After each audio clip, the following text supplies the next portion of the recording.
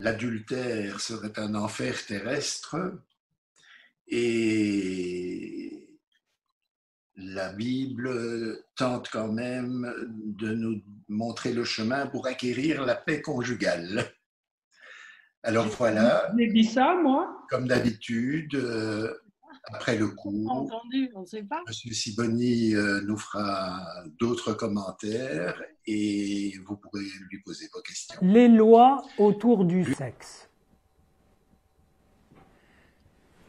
Ben évidemment, le rapport sexuel est tellement crucial, fondamental, essentiel. Et pas, il ne faut pas croire que dans la Bible, c'est simplement du point de vue de la reproduction, de la transmission des générations.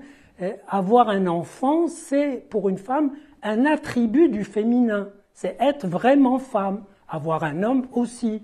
Avoir un homme avec qui il y a du désir aussi. Donc c'est normal que ça donne toutes sortes de lois, et notamment les lois autour du rapport, de la dimension incestuelle. Alors c'est Lévitique 18 qui nous promène dans toutes les possibilités. Et ce qui est intéressant, si vous les lisez, c'est que il y a par exemple, tu ne dévoileras pas, c'est une question de voile, tu ne dévoileras pas la nudité de ta mère, de ton père, car c'est la nudité de ta mère. Tu ne dévoileras pas la nudité de la femme de ton père, car c'est la nudité de ton père, donc de ta mère. C'est-à-dire que toutes les nudités délictueuses, en quelque sorte, tous les attracteurs incestueux mènent à la mère. Le père n'est qu'un intermédiaire entre toi et la mère. Et il n'y a évidemment pas la sœur du père, pas du joue les joues, passe pas en revue tous ces interdits, qui sont assez émouvants parce qu'on sent que, et vous avez vu, les scribes de la Bible sont très préoccupés par la différence sexuelle. Et là, c'est une autre figure de la différence, c'est la coupure d'avec l'origine incestueuse. Et c'est un moteur formidable pour énoncer des interdits qui parfois ont avec des petites variations. Par exemple, interdit de coucher avec une femme et la fille de cette femme. Ça, c'est un viol de la différence des générations. Interdit de coucher avec la sœur de ta femme. Ça met de la jalousie. Ouais, ils le disent, ça crée une rivalité de son vivant, qui veut dire, si elle n'est pas vivante, d'accord, c'est possible. Autrement dit, il y a pas seulement l'interdit de revenir à l'origine, au désir infantile, qui est toujours totalement incestueux, mais il y a tout un balisage du territoire sexuel pour qu'il y ait plus de jeu. Et à la limite, moi j'aimerais qu'on dise un mot quand même de l'homosexualité. Et ils disent pas, d'abord le mot homosexuel n'existe pas, mais ils disent interdit de coucher avec un homme comme avec une femme. Mishkeve Isha. C'est étonnant, parce que à la limite, on sent bien que les scribes ont à cœur de protéger une certaine transmission de la différence sexuelle, des liens symboliques, et que le reste, comment chacun prend son plaisir, ça ne les préoccupe pas. Par exemple, il n'y a pas interdit pour la femme de quoi?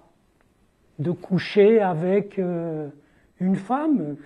Ça ne les intéresse pas. Si une femme prend son plaisir avec une femme, ça fait partie de leur relation. Mais qu'un homme couche avec une femme couche avec un homme comme avec une femme, là, c'est le même interdit que pour le travesti. Il n'a pas à s'habiller comme une femme, si c'est un homme. Autrement dit, la différence sexuelle est un réacteur tellement puissant dans les relations humaines et érotiques qu'il veille à ce que ça soit protégé, pas perverti. De mon point de vue, ça n'interdit pas du tout l'homosexualité. Des hommes peuvent prendre leur plaisir entre eux. Mais qu'ils prennent son plaisir comme avec une femme, là, ça veut dire qu'il y a une espèce de déni de la différence sexuelle, et c'est ça qu'ils ne veulent pas. Et sinon, la femme, par exemple, elle n'a aucun de ces interdits, ça ne la concerne pas. Il y en a un qui la concerne, il dit, il ne faut pas qu'une femme se présente à l'animal pour qu'il lui monte dessus. Eux, ils s'intéressent à la pénétration, c'est-à-dire il ne faut pas qu'elle ait de rapport sexuel avec l'animal. Voilà. Mais sinon, voilà, les portes du plaisir sont ouvertes avec cette idée quand même qu'il y a certaines limites à respecter et qui sont très strictes. Alors bien sûr, la Torah n'a pas prévu des choses, voilà, des évolutions, comme on dit, sociétales, mais finalement, si on regarde de près, le mariage homosexuel, et alors on peut dire, ben voilà, c'est comme le couple homme-femme. Mais non, pas tout à fait, parce que c'est pas forcément l'un des hommes qui est une femme, c'est le couple qui veut être traité socialement comme un couple hétéro. C'est pas la même chose. Et ça peut gêner certains couples hétéros, surtout si avec les ouvertures de procréation assistée, etc., ils se voient mettre sur leur livret qu'ils sont non plus père et mère, et d'ailleurs je ne sais même pas s'il y avait père et mère, mais père 1 et mère 1, puisqu'il y aura père 2 et mère 2. Mais voilà, donc c'est différent, ça c'est un traitement qu'une minorité obtient pour être traitée comme la majorité, et à mes yeux c'est différent de dire, puisqu'ils sont mariés, c'est que l'un c'est la femme de l'autre. Non, c'est un couple du même sexe qui a obtenu le même nom, ce qui d'ailleurs pose question parce que d'un certain point de vue, ça fait chuter la dimension symbolique de la loi commune, mais peut-être que la loi commune va être destinée à perdre de plus en plus de sa teneur symbolique jusqu'à devenir un mode d'emploi du vivre ensemble technologiquement bien géré. Il ne faut pas non plus trop jouer avec la séduction, etc. Il y a un chapitre pathétique sur l'homme qui devient fou de jalousie, que sa femme rend jaloux. Voilà. Et là, il faut qu'ils aillent tous les deux chez le prêtre. C'est un acte de psychothérapie un peu violent, mais il faut qu'ils aillent, il écrit, et comme ça, le fait qu'elle n'a pas été infidèle, qu'elle n'a pas transgressé le lien, car elle peut le transgresser, le lien. Il n'y a pas l'interdit du divorce. Si la femme, cet homme, ne lui convient pas, elle saura le signifier au point que l'homme demandera le divorce. Ils sont au courant que si c'est la femme qui donne le désir, c'est elle aussi qui coupe le robinet du désir et qui coupe le lien si elle a envie. Donc là n'est pas le problème. Mais il ne faut pas qu'elle le rende malade. Et donc il y a tout un rituel et voilà, émouvant où ils vont, où c'est presque une ordalie, où il doit avaler de l'eau lustrale avec un peu de poussière, avec la dissolution du texte, des malédictions au cas où, etc. Et si elle a vraiment trahi, alors ses flancs vont se rétrécir, etc., etc. De même, il y a plein d'interdits comme ça que les scribes n'ont pas d'autre moyen de signifier qu'en disant, en mettant comme un désaveu, parfois presque une petite malédiction. S'il prend la femme de son frère, ils n'auront pas d'enfants. Voilà, vlan. Ils en auront peut-être, mais finalement, il faut savoir que toutes ces lois sont averties du fait qu'elles sont constamment transgressées, mais le texte considère comme important qu'il y ait un lieu où il soit écrit que non. On sait bien que tout le monde convoite le bien du prochain et tous les hommes convoitent la femme de l'autre femme. Mais il est bon de marquer qu'il y a un lieu où il est dit que non. Et c'est sur ce non qu'il y a un certain appui symbolique qui a sa valeur. Évidemment, ils n'ont pas considéré toutes les complications qui interviennent aujourd'hui, notamment avec les techniques, mais ils ont l'idée de poser une batterie de limites pour que la personne ne se retrouve pas dans l'angoisse incestueuse, dans le sans limite, mais pour que, en même temps, elle ne soit pas capturée par une phobie générale qui fait qu'elle est plombée par tous les interdits.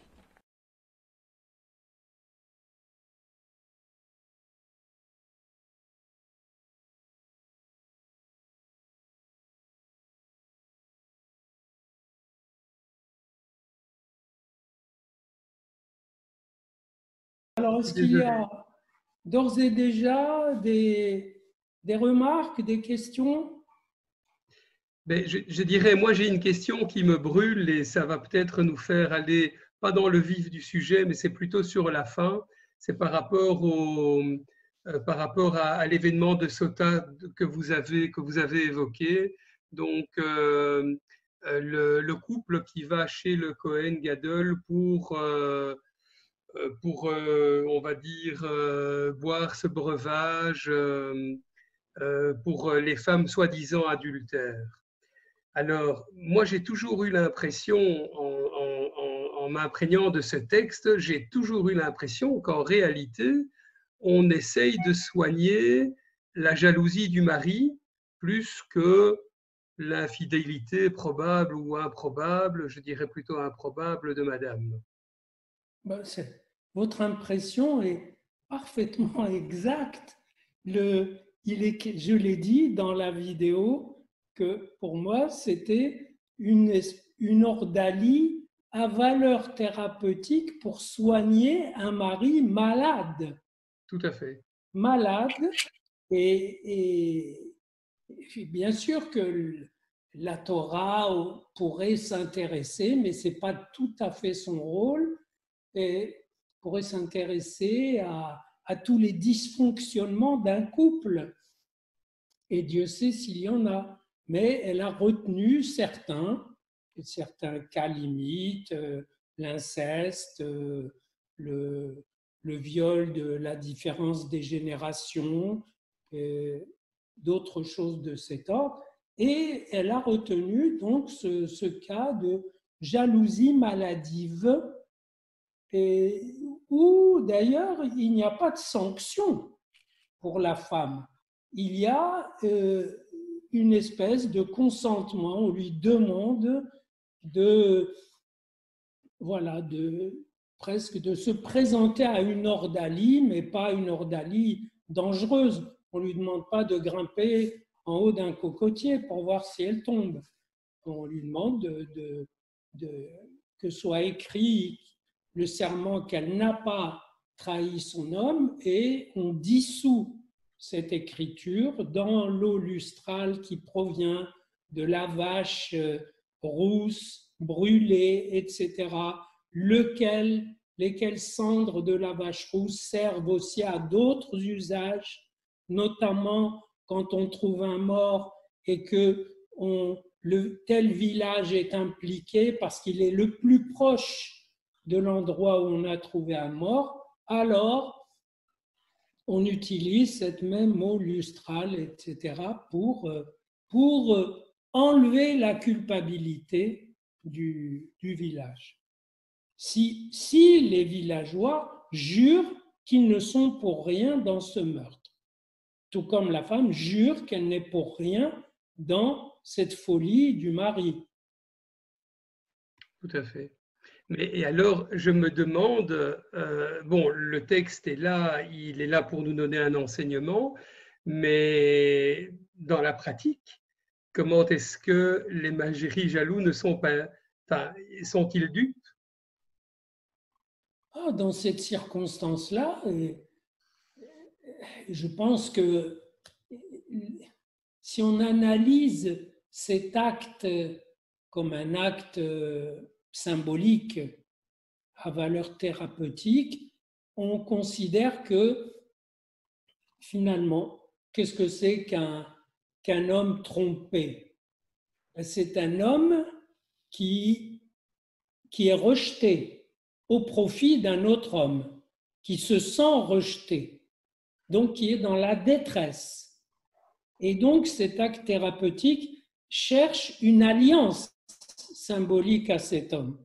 Donc le prêtre lui dit, oui, tu es souffrant et voilà ce qu'on peut faire pour toi, pour te soutenir. Tout comme une femme trahie, c'est une femme qui est rejetée, qui est même rejetée, si l'on en croit ma théorie, qui est rejetée vers l'autre femme sur qui elle doit prélever des attributs de féminin. Je vous ai dit, je vais peut-être le développer un petit peu maintenant, c'est que, bon, si on prend un couple, je ne sais pas, aujourd'hui, qui s'aime et qui se lance dans la vie, bon, il n'a pas sa Bible en poche et c'est tant mieux, parce qu'on ne va pas régler la vie des gens par la lecture du texte biblique. Le point de vue que j'adopte ici, c'est le point de vue de l'analyste qui étudie certaines connexions symboliques, une certaine trame symbolique qui est la Bible. Mais si on réfléchit à ce qui apparaît en réalité de tout temps, c'est si un couple se lance, et il faut que l'homme soit suffisamment libre de son assujettissement au père pour pouvoir se poser comme un homme qui prend femme, donc comme un homme pleinement adulte. Alors la psychanalyse dit il doit faire le meurtre du père. Et moi je le formulerai en termes d'entre-deux. Ça veut dire qu'il doit placer le père à la fois comme éclipsé mais existant. Le père existe, il n'est pas mort. Ce n'est pas parce que moi je prends femme que mon père est mort. Donc la mort du père signifie que pour ce qui regarde mes nouvelles entreprises en tant que fils, il est à côté, il est mis à côté, mais il existe. C'est ça que j'appelle un entre-deux. Inscrire le père comme existant mais écarté et l'inscrire comme écarté mais existant. Et quant à la femme, elle a la même épreuve d'entre-deux. Si on admet, comme je l'ai dit, que la femme prélève du féminin sur l'autre femme, c'est-à-dire devient femme dans son affrontement à l'autre femme, souvent sa mère, mais peut-être une autre femme. Donc il y a d'un côté transmission de virilité, si on peut dire, et de l'autre côté transmission de féminité. Voilà ce dont il s'agit. Et c'est clair que dans ce schéma, bien sûr que d'autres facteurs se mêlent.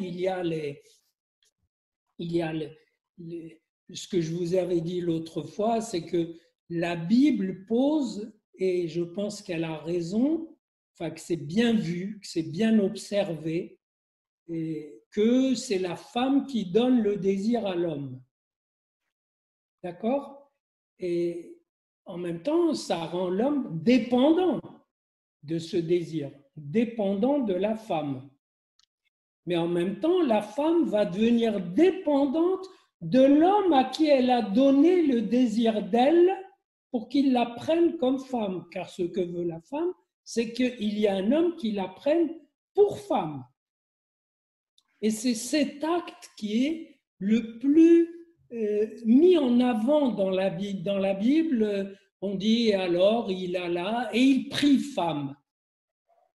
Voilà, c'est tout. On ne dit pas il l'a séduite, puis elle lui a dit mais est-ce que tu reconnais mes droits, ceci, c'est pas du tout.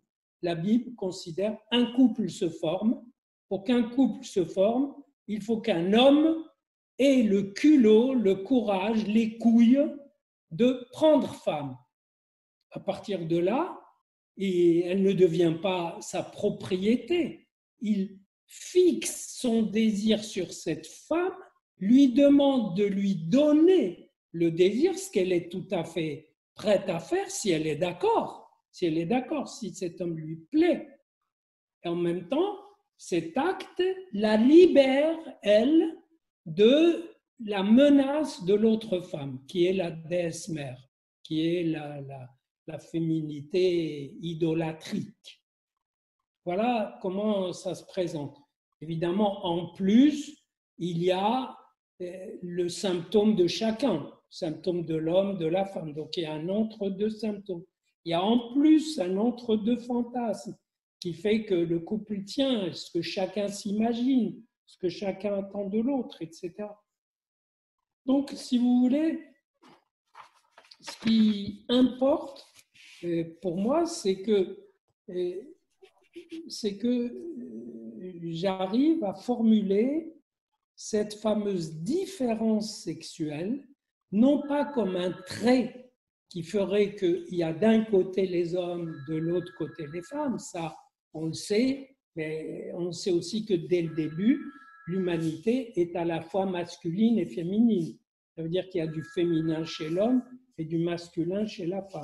Ce qui m'importe, c'est d'arriver à formuler cette différence sexuelle comme un entre-deux, comme un espace de rencontre entre un homme et une femme.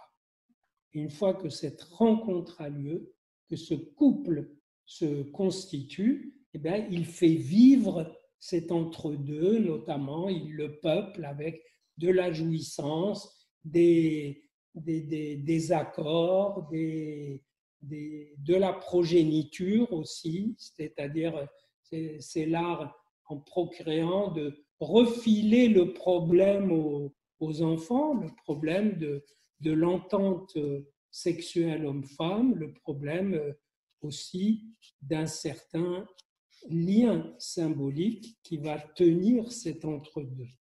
Parce qu'un entre-deux, ce n'est pas simplement un accord qui fonde une petite entreprise, une PME, une entreprise familiale. C'est souvent comme ça que finissent la plupart des couples, en un accord d'intérêt mutuel. Mais du point de vue de la Torah, ce qui tient ce couple, ce qui tient cet entre-deux, c'est qu'il est branché sur un filon de paroles inspirées, qui est le filon de la présence divine, la loi divine, la loi supposée divine, c'est-à-dire la loi transmise comme venant d'ailleurs, mais parlant de ici et maintenant. Et c'est ça qui me fait dire que on peut toujours chercher dans la Bible des situations où l'homme prédomine. Et c'est clair que c'était des sociétés guerrières où souvent, où c'est les hommes qui portaient les armes, qui se battaient, etc. Donc il y avait une question de survie qui étaient, c'est pas des sociétés de cueillette dans une forêt amazonienne. C'est des sociétés guerrières qui défendent un territoire. Donc il y a de toute façon une prééminence de l'homme, mais que dans le rapport aux femmes, dans le rapport homme-femme, je n'ai pas senti de référence patriarcale, que les hommes comme les femmes se réfèrent à une tierce parole supposée avoir une force symbolique et qui se transmet. Qui se transmet également aux hommes et aux femmes, mais pas de façon strictement égalitaire. Si vous voulez une inégalité, moi je la verrais plutôt dans le fait que Dieu, c'est-à-dire cette instance symbolique où l'être se fait parlant et parle aux étangs que nous sommes, et c'est que cette instance divine ne veut pas être servie par des femmes. Ceux qui servent Dieu au temple, ce sont des hommes. La tribu des Lévites, les Lévites et les Cohen, ce sont des hommes. Ils ont des femmes, ils ont des couples, ils ont des enfants, etc. Et ils ont des lois de pureté plus strictes que d'autres, etc. Mais il n'y a pas des femmes au service du temple.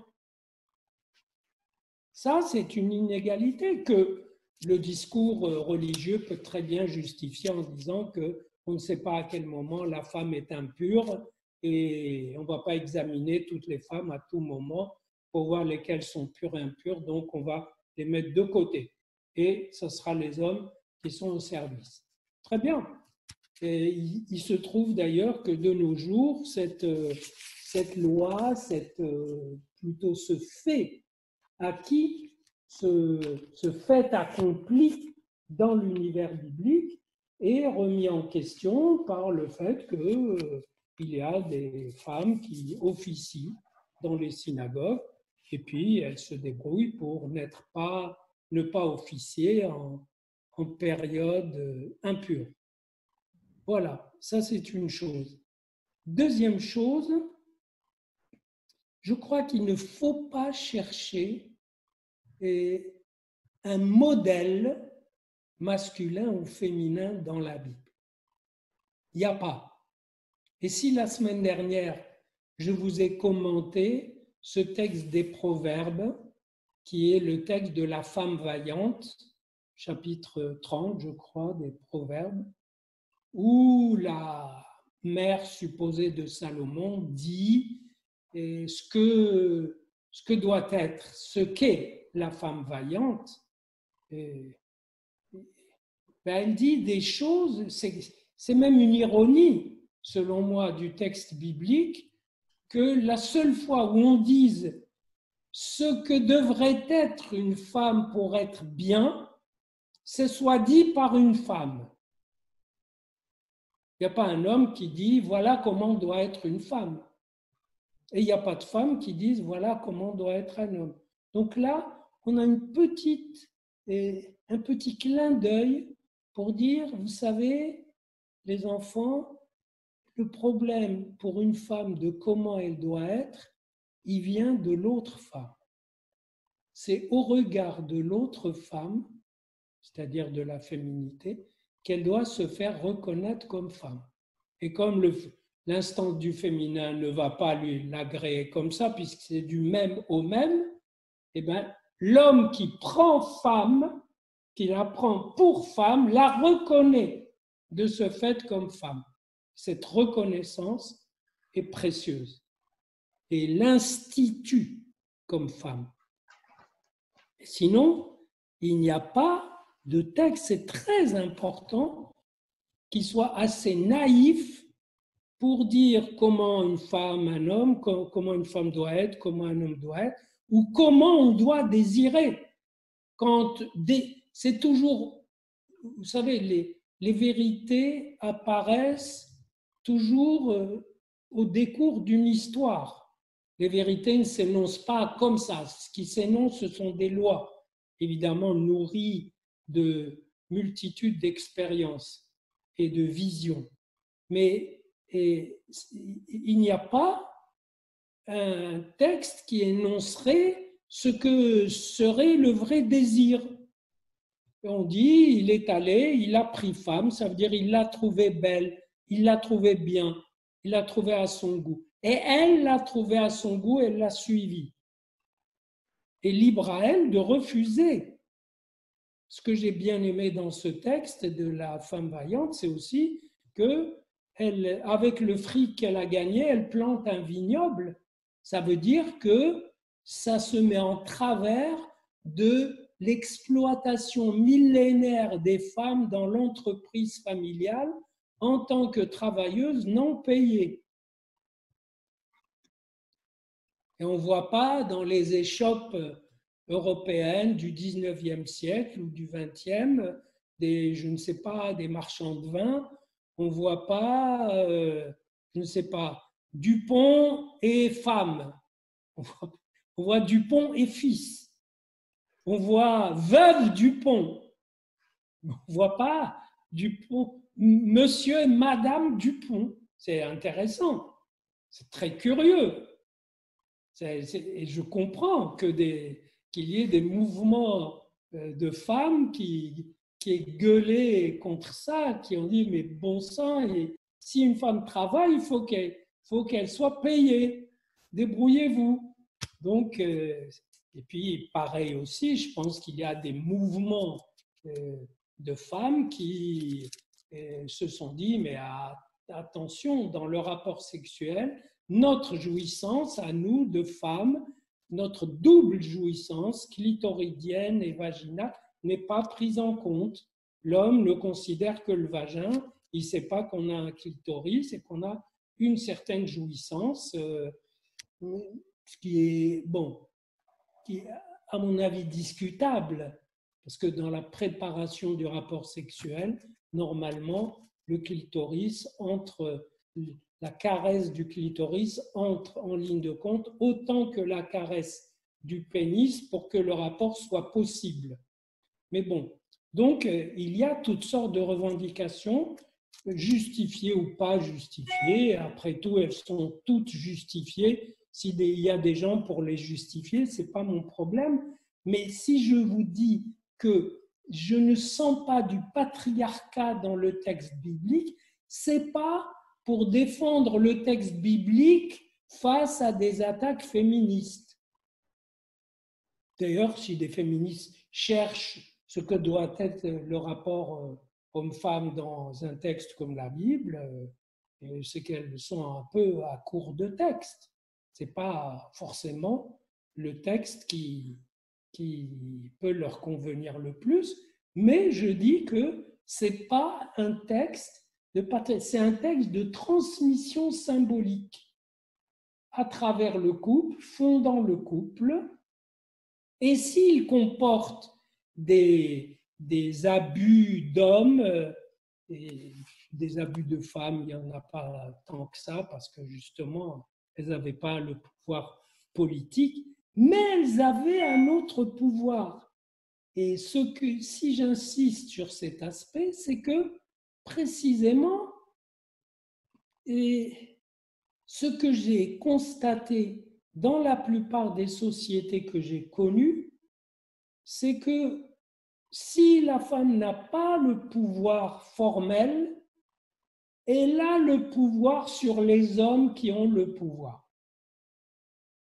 C'est-à-dire que, je ne sais pas si je prends les sociétés orientales comme ça, où la femme est recluse, etc. Mais si la femme voit et affiche une mauvaise humeur, ben c'est toutes les décisions prises royalement par le calife, par le maître des lieux, etc., qui vont tomber à l'eau, parce que ça met la femme de mauvaise humeur. Alors si la femme est de mauvaise humeur, l'homme ne va pas se trouver bien. Donc, on revient toujours au fait que s'il y a un pouvoir politique ou militaire des hommes, il y a un pouvoir sexuel de la femme qui exprime son désir ou son mécontentement par le fait que, voilà, elle n'est pas d'accord. Et ce que j'ai peut-être pas assez souligné dans ce texte de la femme vaillante, c'est qu'il dit qu'elle achète un vignoble avec ce qu'elle a gagné, mais il dit aussi que son époux est connu dans les portes de la ville. C'est-à-dire qu'elle peut être narcissisée par le fait que son homme à elle, est reconnu ailleurs. Et ça, c'est très important dans les couples même actuels. Pour qu'un couple marche, il ne faut pas simplement qu'ils se regardent dans les yeux, qu'ils s'adorent, qu'ils échangent, qu'ils partagent, etc., des idées, mais il faut que le tiers soit présent. Et le tiers, c'est l'espace social dans lequel l'homme est reconnu, ou la femme est reconnue, et si tous les deux sont reconnus, que leur reconnaissance soit comparable. Donc, voilà, ça enrichit un petit peu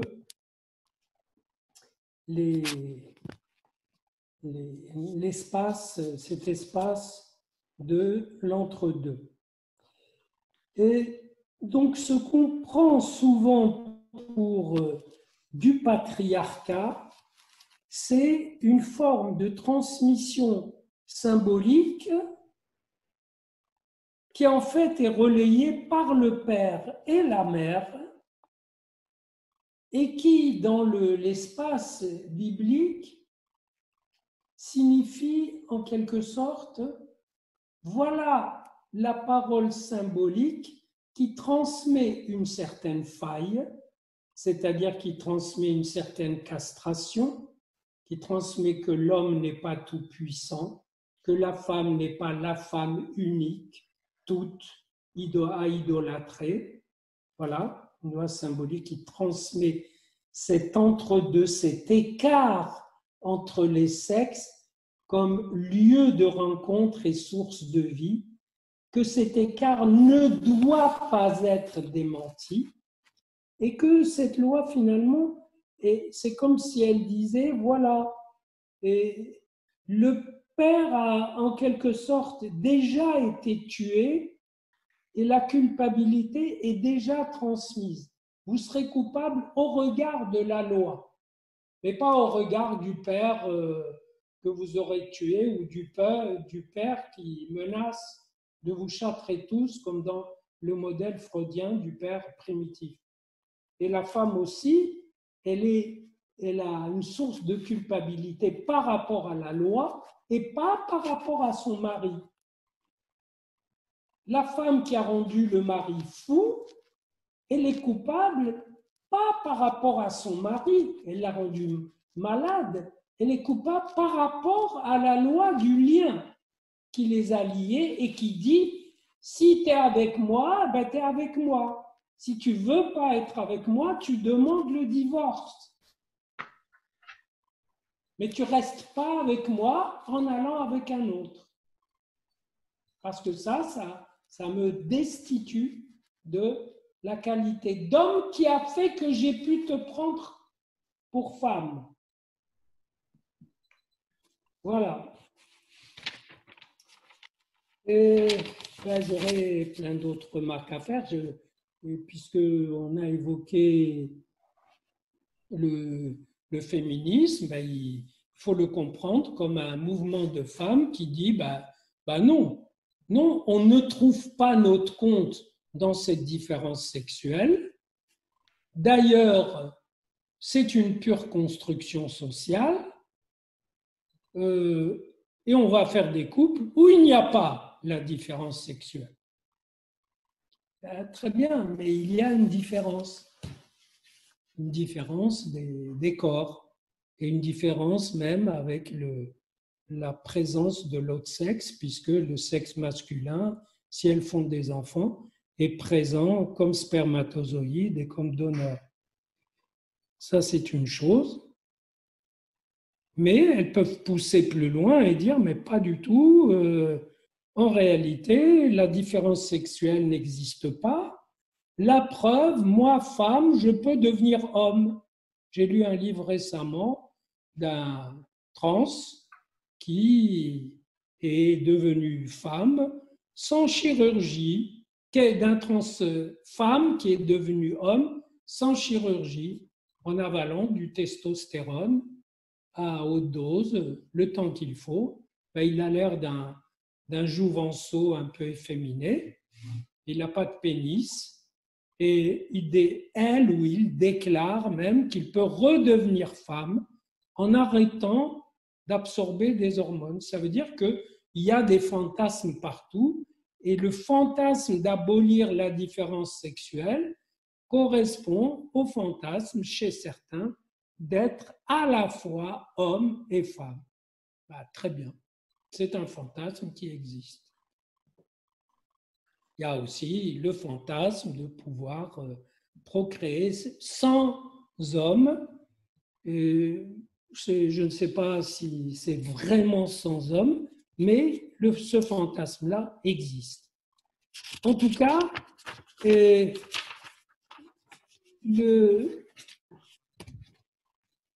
me semble que toutes ces lois dont j'ai rappelé dans la vidéo que s'il y a des lois, c'est que c'est leur contraire qui existe.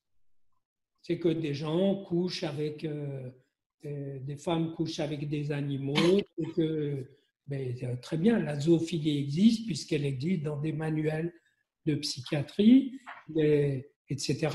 Tous les efforts qui sont faits au niveau sociétal, c'est de dépathologiser ces choses-là. C'est qu'un homme, une femme qui veut être à la fois homme et femme, eh ben, très bien, ça peut exister. Ce qui est touchant, c'est que ça prétende même être une norme, et donc ça prétende être une base de départ pour récuser l'idée de norme. Ah non, je suis désolé, il y a, si on dit la norme, c'est les couples portés par la différence sexuelle, et les autres sont non pas anormaux, malades, sont différents, et mettent en acte un désir, un fantasme, un besoin qui est de dénier cette différence. Ok, ça existe. Voilà. Est-ce que, ben là, il reste 10 minutes, je laisse la parole à d'autres questions. Moi, je voulais peut-être faire une remarque dans le rituel du couple où l'homme pense être trompé, enfin, il est en proie à la jalousie. Bon, il y a une ordalie, mais c'est peut-être simplement un objet qui sert à faire tiers. Ce qui importe, c'est peut-être le fait justement de se présenter devant une instance. Vous n'en parlez pas? Éloignez-vous de la caméra.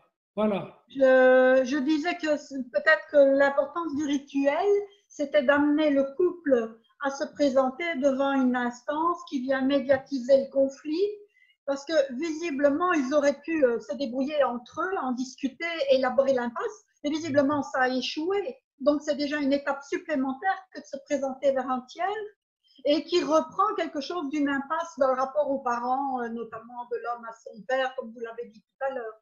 Peut-être cet élément-là, plus que l'ordalie. L'ordalie, ça vient leur donner un petit élément magique qui va aider au changement, à projeter des choses. Mais c'était le fait de la reprise par un tiers qui est en impasse dans le couple, puisqu'ils doivent s'adresser à quelqu'un. Ils ne sont pas adultes, on pourrait dire, d'une certaine manière, sur au moins un plan.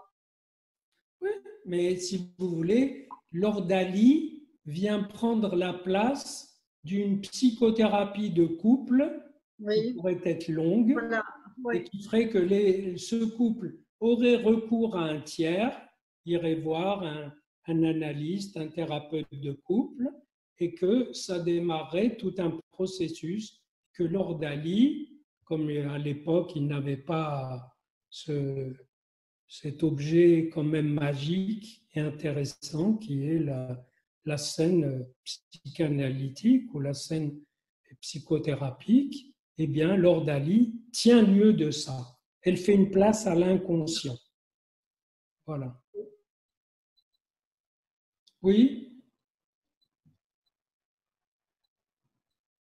Est-ce que les gens ont la possibilité matérielle de poser des questions? Oui, Allons-y. alors moi, ça fait 25 ans que je ne pose pas de questions. Et la semaine dernière, vous avez dit forcez-vous. Alors, je me suis dit, je vais me forcer cette semaine à trouver une question sur la semaine dernière, parce que si c'est trouver une question sur cette semaine, je n'y arrive pas. Alors, j'ai repris ce que vous avez dit sur la pulsion d'un côté et l'affect comme étant quelque chose un petit peu d'antinomique et en même temps qui doit être compatible, cette difficulté-là pour l'homme. Et je me suis dit, mais dans ce schéma-là, est-ce que la femme aussi, elle a ou elle aurait, ou elle a constamment cette antinomie une antinomie, une autre, qui devrait aussi être compatible. Bien sûr. Sauf que ce n'est pas antinomique. C'est antinomique dans les cas où c'est entre deux, pulsion et affect, dans leur intrication, dans leur mélange, n'ont pas réussi quand cette intrication n'a pas réussi. À ce moment-là, il faut bien satisfaire la pulsion et il faut bien satisfaire l'affect et on les satisfait séparément. Mais normalement, pour un homme comme pour une femme, c'est important de satisfaire la pulsion dans un rapport d'affect, dans un rapport d'amour. Sinon, c'est le fétichisme du sexe et ça c'est valable pour les deux. Une femme, un homme peut très bien être vraiment branché sexe et complètement désaffecté et branché affect, mais hors sexe. Et une femme, pareil. Donc, le problème de la mixture de ces deux choses dans chacun est posé avec la même acuité et ce qui est suggéré par la psychanalyse, par la pratique, c'est que si chacun déjà fait le ménage chez lui, ça veut dire si l'homme a fait ce qu'on appelle un peu brièvement le meurtre du père et que je vous ai expliqué tout à l'heure, comme un entre-deux, mettre le père dans un certain entre-deux. Et si la femme a réglé son entre-deux femmes, alors à ce moment-là, il est possible que l'un aide l'autre à assurer cette fusion. Parce qu'assurer la fusion de la pulsion et de l'affect, eh ben, il faut de la pulsion et de l'amour. Il faut quelqu'un à aimer. Et il faut que quelqu'un, l'autre, soit aussi aimant. Et qu'il ait une pulsion à satisfaire dans cet amour. Donc, cette double dualité ne peut se résoudre que dans un carré, c'est-à-dire un carré avec des diagonales. Vous voyez, un entre-deux qui est dynamique. Autre question? Merci.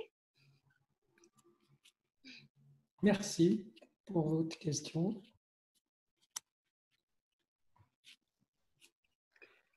Je vais voir les autres. Merci beaucoup.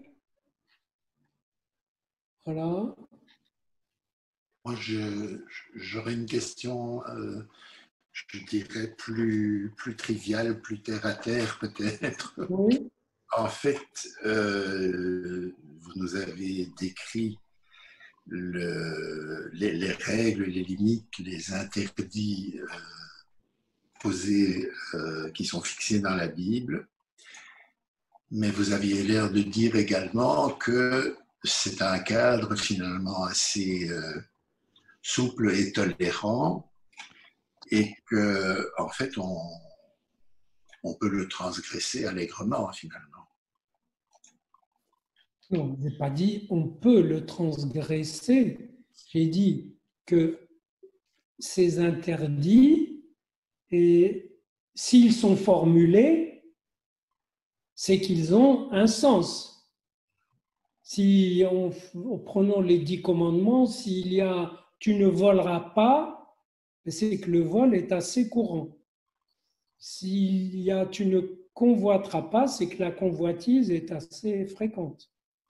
Donc, les lois sur l'inceste, elles sont probablement pas tellement transgressées, sauf qu'à limite, il existe évidemment, mais elles doivent être transgressées sur les bords, c'est-à-dire un homme qui couche avec la femme de son père qui a divorcé de sa mère. Ça défraye la chronique. Je veux dire, Raphaël Enthoven, je ne sais pas s'il en parle dans son roman, et il a couché avec Carla, qui était la femme de son père. D'autres exemples, People, existent. Woody Allen avec la fille adoptée, etc. Donc, il y a toutes sortes de transgressions, mais est-ce que ça veut dire, bof, finalement, ces lois sont... Ben, si on les prend comme à transgresser, ben, pourquoi les prendre, tout simplement? Voilà. Une loi est quand même faite pour être considérée comme loi si on l'accepte. Or, l'acceptation par les Hébreux des lois divines n'a pas cessé d'être problématique dès les 10 commandements. Et chaque fois, il y a le leitmotiv, vous n'avez pas respecté mes lois, alors il va vous arriver des tuiles, etc., etc.